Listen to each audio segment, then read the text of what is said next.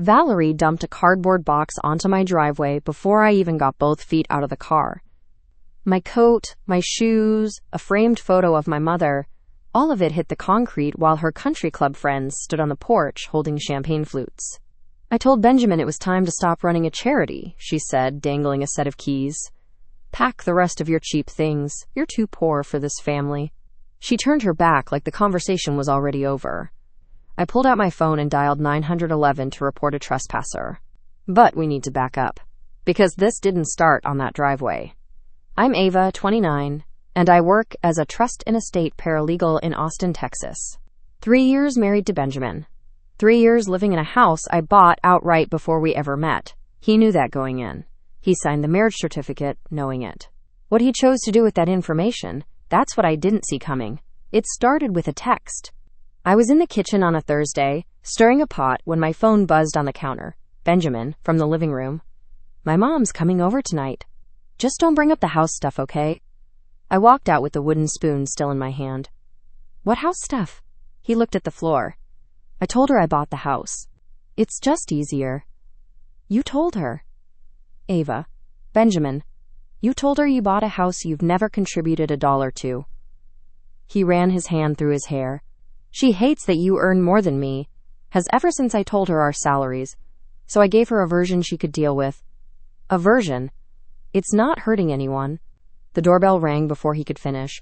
I set the spoon down. It left a mark on the tile. I did not clean it up. Valerie walked in without waiting. She pushed the front door open like she already owned the floor plan and stood in the entryway scanning the living room. Her first expression was a frown. Benjamin, why is this sofa still here? I told you it was too small for the space. Benjamin was already nodding. We've been talking about replacing it. We haven't, I said. Valerie smiled at me. That particular smile women use when they want you to know they're tolerating you. Decor really does set the tone, Ava. Benjamin knows what he wants for his home. Our home, I said. Of course. She moved past me into the kitchen and started opening cabinet doors. Not to use anything, just to inspect.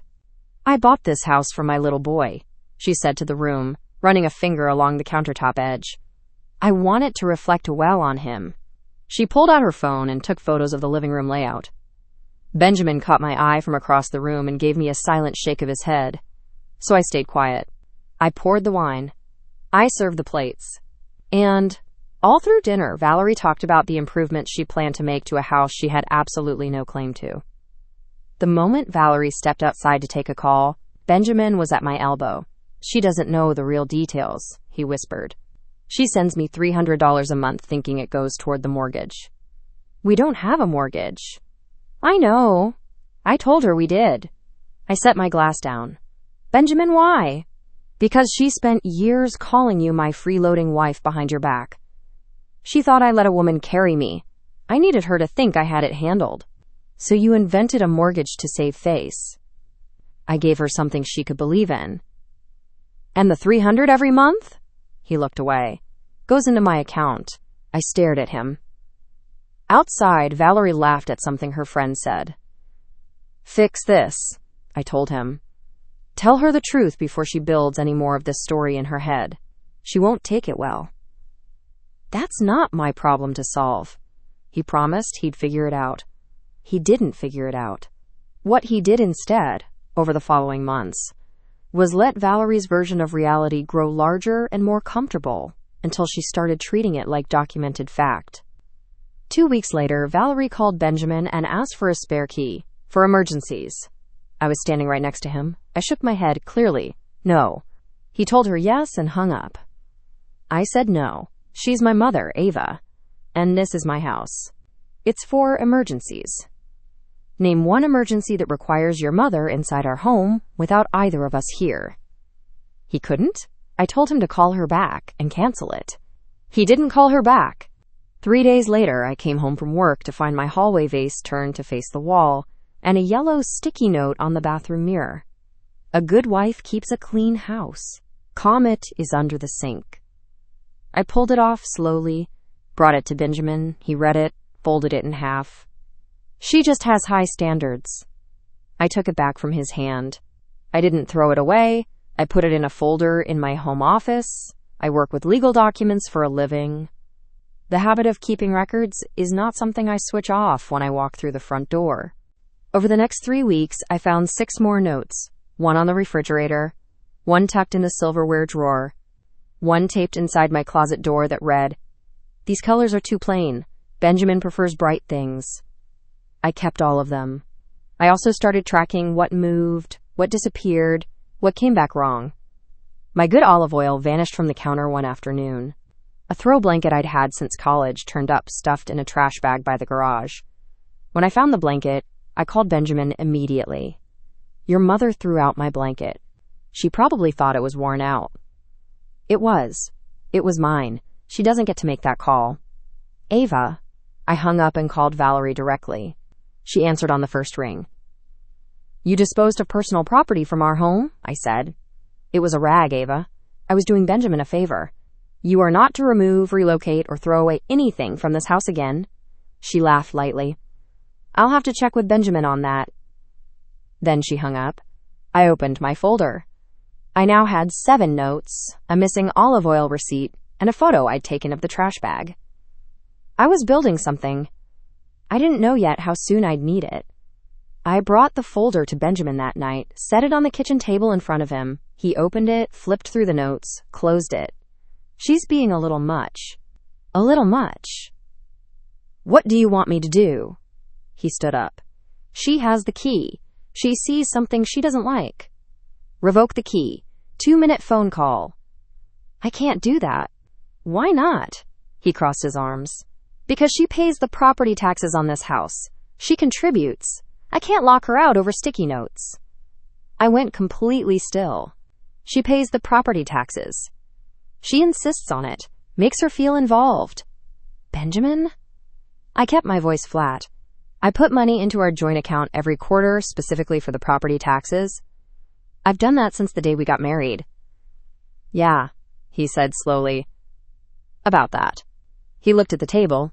He said nothing else.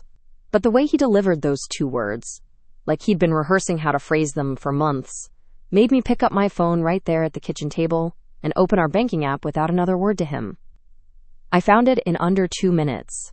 Over 18 months, every property tax deposit I'd transferred into our joint account had been quietly moved out, not spent, transferred, to a separate account, ending in 4 numbers I didn't recognize.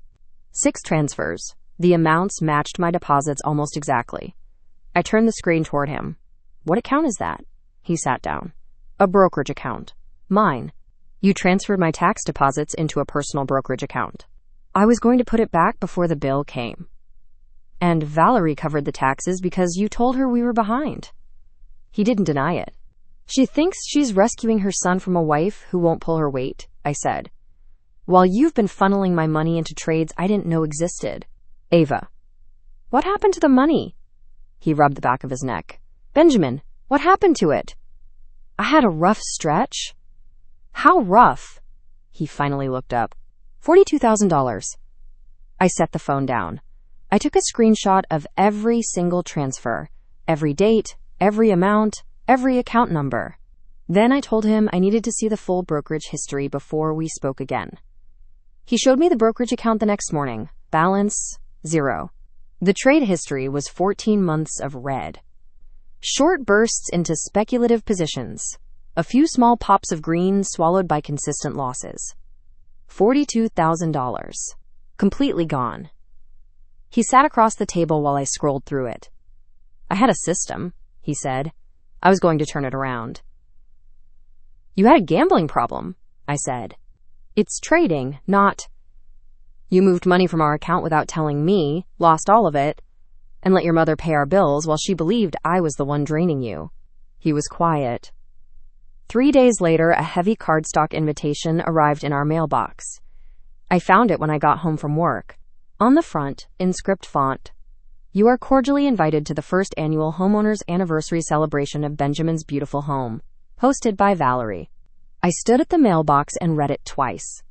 I went inside, set it on the counter, and said nothing to Benjamin. I went to my home office and logged into the county property records portal. I pulled up the deed. I looked at my name on it for a long moment. Then I cleared my schedule for that Saturday afternoon, The party was at noon. I was supposed to be at the office until at least 2. Valerie had clearly planned around that. I finished everything I needed to by 11:30 and drove straight home. I parked down the block because both sides of the street were lined with cars. 12 vehicles at least. I walked up the driveway. Music and voices drifted through the open front door. I stepped inside. The living room had been rearranged. My sofa shoved against the far wall. The coffee table moved to make room for folding chairs. Catering trays sat on my dining table. A banner hung above the fireplace. Our home, our heritage.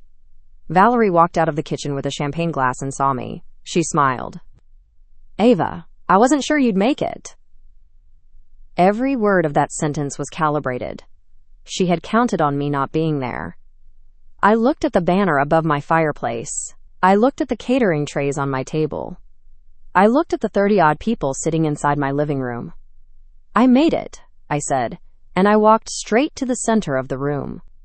Benjamin appeared from the back hallway. The second he saw my face, he went rigid. Ava, this is just something my mom put together. I can see that. I looked around the room. His extended family. Valerie's country club women. Cousins I'd met maybe twice. It's just a small thing, Benjamin said. A celebration of what, exactly? Valerie stepped forward. Of this home. Benjamin has worked hard for it. Has he? He's built something real here. I kept my eyes on her. I have an announcement, actually, Valerie said, and turned to face the room. Conversations dropped to murmurs. I've decided I'm going to be moving into the master bedroom to help Benjamin manage his asset. A few people nodded.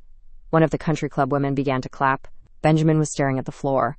I walked past the catering table, past the cluster of folding chairs, straight to the living room television. I picked up the remote. Since we're making announcements, I said, clicking on the screen, let me add something to the agenda. I cast from my phone to the TV. The screen came up in 2 seconds. I navigated to Benjamin's brokerage account, the one I'd located through our bank's linked account portal, the login saved to our shared household tablet. The dashboard filled the 65-inch screen. Balance, 0. Below it, 14 months of trade history.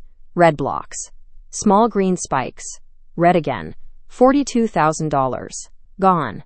Benjamin moved toward me fast. Ava, turn it off. You were about to let your mother move into our bedroom, I said. The people celebrating this home deserve to see its full financial picture. Turn it off right now. This is where the property tax money went, Valerie. Valerie's glass stopped halfway to her mouth. Benjamin's Uncle Walter, standing near the fireplace, leaned forward and squinted at the screen. Is that a brokerage account? It is, I said. $42,000 in losses over 14 months. Benjamin grabbed my arm. I stepped back hard and raised my phone. Touch me again, and I'm calling the police before anyone leaves this room. He dropped his hand. The room went silent. Walter crossed toward the television. He read the screen carefully, then turned to Benjamin. Your mother transferred money for the tax bill last spring. Is that the account this came from? Benjamin didn't answer. Answer him, Valerie said. Her voice had gone very quiet. It's complicated, Benjamin said. It's really not. Walter kept his eyes on Benjamin. Your mother paid bills on a house she believed was yours. You moved that money into trades. You lost it. Is that what I'm looking at? She didn't have to send anything. You told me you were behind, Valerie cut in. You said Ava refused to contribute and the tax bill was going to collections. The room shifted. People were looking at Benjamin now, not at me. He glanced at me once. Fast. Desperate. Like I might still step in and cover for him the way I had for 3 years. I kept the phone raised. The brokerage screen kept glowing. The TV stayed on. Benjamin pulled himself together and crossed the room to Valerie. She set this up, he said, low and fast. She's already spoken to lawyers. She wants to take the house in the divorce, and she's trying to humiliate me first so the family sides with her. Valerie looked at him. What? She's been building a case for months. I have no equity on paper, so she's making sure everyone sees that before the filing. Valerie's expression hardened. She handed her champagne glass to the woman beside her. I watched her walk to the side table and pick up a hand-painted ceramic vase I'd bought at a market in Santa Fe 2 years before I ever met Benjamin. She looked directly at me as she carried it to the front door. She opened the door. She set the vase on the porch. Deliberately. Carefully. Then she turned back to the room. Which things are actually hers? Benjamin pointed. The coat on the hook by the door. The shoe basket in the entryway. The framed photo of my mother on the hall table. Valerie nodded once and started packing. She worked with a grim, methodical efficiency. The coat first, then the shoes, then the photo, all of it folded into a cardboard box someone had pulled from the recycling. Benjamin stood in the center of the room and watched. He didn't help her. He didn't stop her. The guests had gone quiet. The country club women drifted to the porch. The catering staff wasn't moving. Valerie made a second trip, stacked a smaller pile on top of the box, and carried everything down to the driveway. I stood near the TV the entire time, phone in hand. The brokerage screen still lived behind me. Ava. Benjamin's voice dropped low. Just go somewhere for tonight. Hotel. A friend's place. Give it space and we'll talk tomorrow. This is my house. I know, but... There's no... But... After that, Benjamin? He looked at the floor. Valerie walked back through the front door and moved past me toward the hallway, looking for more things to pack. I let her look. I kept the TV on. I turned back toward the screen and waited. Valerie returned to the porch. One of her friends had refilled her glass. She stood at the top of the porch steps, looking down at me where I'd moved to the driveway. The box with my coat and shoes sat beside the Santa Fe vase. The afternoon light had gone flat and hard. Her friends were watching. The cousins had drifted to the doorway. Walter stood just inside the frame, arms crossed. I told Benjamin. Valerie announced, loud enough for all of them. It was time to stop running a charity. She held up the spare key between two fingers and dangled it like a prop. Pack the rest of your cheap things. Her chin lifted. Her voice dropped into something theatrical, something rehearsed. You're too poor for this family. Not a sound from the porch. I looked at the key in her hand. I looked at the box on my driveway. I looked at Valerie. Before I do anything else, I said, I need to make a call. I pulled out my phone and dialed 911. Valerie let out a short laugh. She's calling the police, she announced to her friends. Over a cardboard box, the operator picked up. 911. What's your emergency? I need to report a trespasser at my property, I said clearly. Multiple trespassers. There is a woman on my porch who was given a key to my home without my authorization and is currently refusing to leave. Valerie came down one porch step. This is Benjamin's home. Ma'am, I'm on a call. To the operator, I gave the full address, loud enough for everyone on that porch to hear every word. The operator confirmed a unit was approximately 4 minutes out. I ended the call. Valerie was standing in front of me now. You don't own this property, she said. You cannot just... I think we should go back inside, I said. There's one more thing on the TV I want everyone to see before the officers arrive. I walked up the steps and back through the front door. Valerie followed me. Of course she did. When someone tells you they have proof, you follow them in every time. The brokerage screen was still casting. I switched the input. I opened the county property records portal, the same portal I pull up at work 2 or 3 times a week, and typed in our address. The record loaded in seconds. Benjamin came through the door behind Valerie. What are you doing? Showing everyone the deed. Walter moved away from the doorway. The cousins pressed in behind him. Valerie stood near the entrance with her arms crossed. Benjamin went still near the door. The ownership detail came up on screen. I clicked into it and let it fill the entire display. The name at the top of the record was mine. Not Benjamin's. Not a joint title. Not a marital trust. Mine alone. Ava Reyes. Cash purchase. Recorded more than 3 years before our wedding date. I turned to face the room.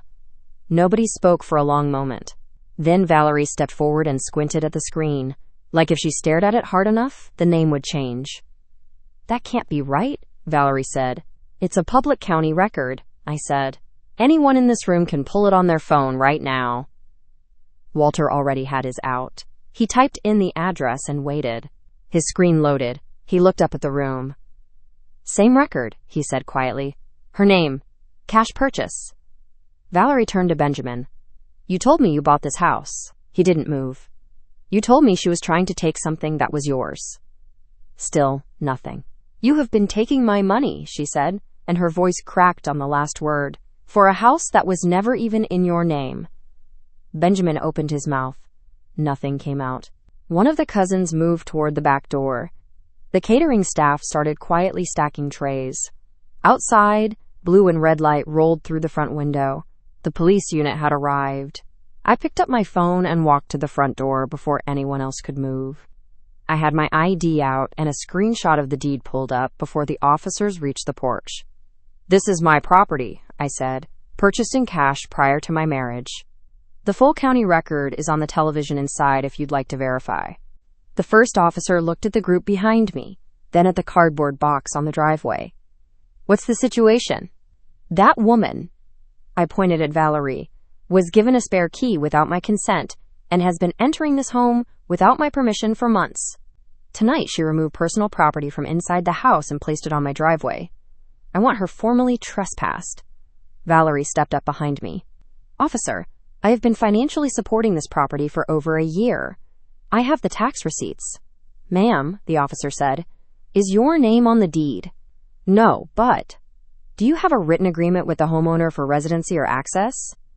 Her husband would have. I don't have a husband on this property anymore, I said. Both officers looked at me. He is also no longer welcome here. I want them both removed from the premises. Benjamin appeared in the doorway and started fast. She can't do this. I'm her husband. I live here. Sir! The officer's tone was flat. Is your name on the deed to this property? We're married. Do you have documentation establishing your right of residency separate from the marriage? I didn't think she'd actually. The homeowner has asked you to leave, the officer said. Step down, sir. Benjamin looked at me, not with anger, with pure, uncut disbelief, like he had genuinely never imagined I would follow through. Ava, I'll have your things boxed and left on the porch by Monday, I said. You can arrange a time to collect them. We need to talk about this. The officer is waiting, Benjamin. He went. Slowly. But he went. Valerie had already walked down the porch steps and straight to her car without looking at anyone. Not her friends, not Benjamin, not me. She got in and drove away without a word. Walter caught my eye from the far end of the porch. He gave me one slow nod and walked to his car. The officers waited until both vehicles cleared the property, then nodded to me and left. I stepped back inside my house. I closed the front door. I locked it. And that was the end of it.